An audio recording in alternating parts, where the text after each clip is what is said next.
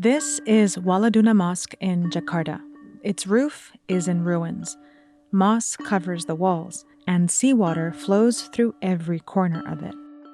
The last time people prayed here was in 2001, back when it was above ground. Today, it's a warning sign. It signals what could happen to Indonesia's capital city if things don't change soon. Because even though Jakarta faces the same rising sea levels as other coastal cities around the world, that's not quite what we're looking at here. Jakarta is sinking, and it's been sinking for decades. These blue areas show just how much the city has sunk since the 1970s. The darker the area gets, the more it's dropped. Here's how much it's descended today. Most of the sinking happens here, in the north coast, where Jakarta meets the Java Sea. Here, the land is sinking by about 25 centimeters a year, destabilizing the area, damaging homes, and upending people's lives over and over again. Buminya turun terus, jadi kita bangun lagi asal kalau begini mah ya mau pindah kemana lagi namanya udah orang. Many residents here are fishermen who need to live by the coast to make a living. But further inland, Jakarta's more than 10 million residents are also at risk. A huge portion of the city and the homes of millions could be underwater by 2050. Jakarta sits on a swampy plain on low coastal land. It has 13 rivers that drain through it. But the reason the city's sinking is actually that most people here don't have enough water. Most Jakartans lack access to clean, piped water. Instead, they get their water by digging wells like this one. The pumps go deep into the ground to extract the water stored in aquifers, underground layers of rock that hold groundwater. The porous spaces of the rock are filled with it. Multiply this by a few million, and you have a problem. Think of the rock as a soaked sponge. The more water is extracted, the more it deflates, causing the soil to compact and collapse, and the ground above it to sink. Pumps alone shouldn't be able to do this. While some layers of earth will never recover their water, aquifers are usually refilled naturally when it rains. But in Jakarta, that's becoming increasingly rare. For decades, Jakarta has been developing at a fast pace and is now covered in concrete. So the rainfall that would usually fill up the aquifers isn't being absorbed.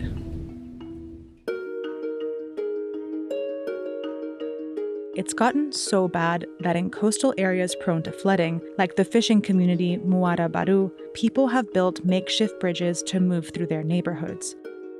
Combined with sea level rise, it's also made floods during high tide and rainy seasons much more dangerous. Like in 2007, when Jakarta experienced one of the worst floods in its modern history. A storm and high tide caused rivers and canals around the city to overflow, killing 80 people. Tapi sekarang Bapak udah saking hawa ketakutan, ketakutan juga banjir terus. Maxime has already lost his home to the sinking and now sleeps on his fishing boat. And Nondo has had to rebuild his home several times. 10 tahun yang lalu, 10 tahun ya kan. Ini sebetulnya tadinya air nggak sampai sini ya kan. Jadi kita bangunin ini ngukur, oh iya, ini sampai sini air, kita harus atasnya lagi. Groundwater pumping is putting Jakarta's survival at risk. But to understand how it got into this situation to begin with, you have to go back centuries. In the 1600s, when European powers were colonizing the world, the Dutch took over what was then the port town of Jayakarta. They razed it to the ground and, in its place, built Batavia, a headquarters for their growing empire. They began to rule over the Indonesian, Chinese, Indian, and Arab people who had lived there for centuries, and built their new city in the Dutch style, with narrow townhouses along a grid of canals. The canals were used for trade, defense, and to make Batavia feel like a Dutch city. But look at Batavia from above, and you can see the city grid served a darker purpose too. Pola grid ini memang bertujuan untuk sebagai elemen segregasi atau elemen pemisahan ya, atau pembagian dari fungsi-fungsi yang memang telah disediakan. Kanal atau disebut dengan Good River ini membagi kota Batavia menjadi dua bagian, yaitu bagian barat dan bagian timur.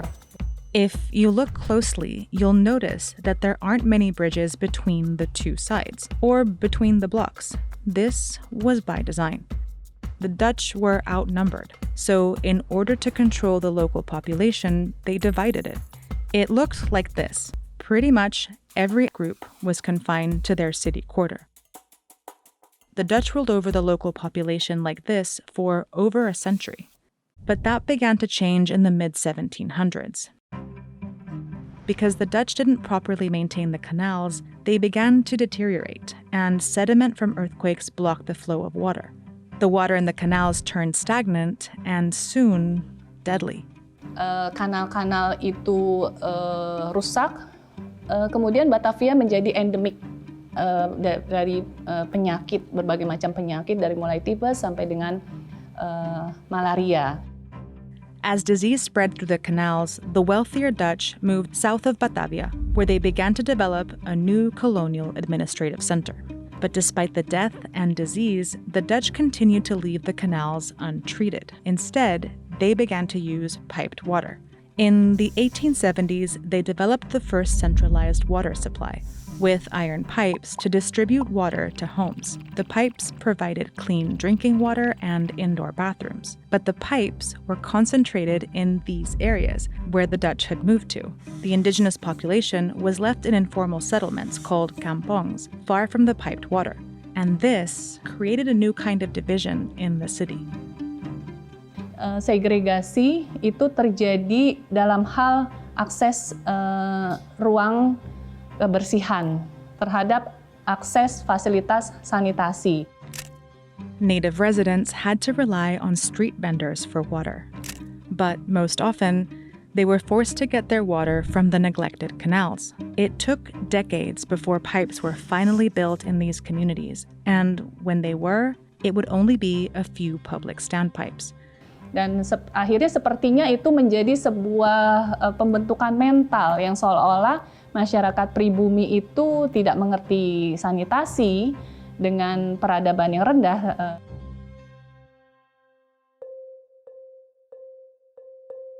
This continued through 1949.